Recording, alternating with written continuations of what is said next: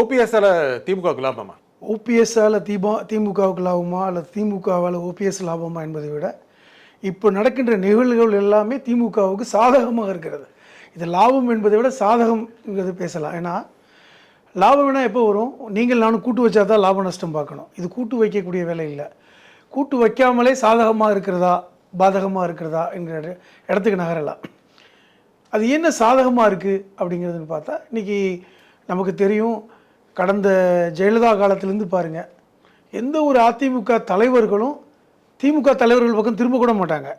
ஜெயலலிதா இருக்கும் வரை ஒரு அதிமுகவுடைய அமைச்சர் ஒருத்தர் யாராவது ஒருத்தர் திமுக தலைவரை பார்த்து வணக்கம் சொல்லிவிட்டாலே அவருக்கு அமைச்சர் பதவி போயிடும். அப்படித்தான் அவங்க வளர்ந்துருக்காங்க. அவங்க வளர்ப்பே அப்படித்தான்.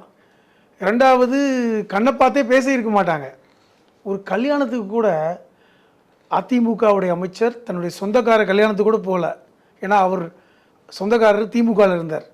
இது யாரும் நான் சொல்ல விரும்பலை. இப்படிப்பட்ட வரலாறு அதிமுக இருக்குது. அப்படி வளர்ந்தவர்கள் தான் ஓபிஎஸ் எல்லாம்.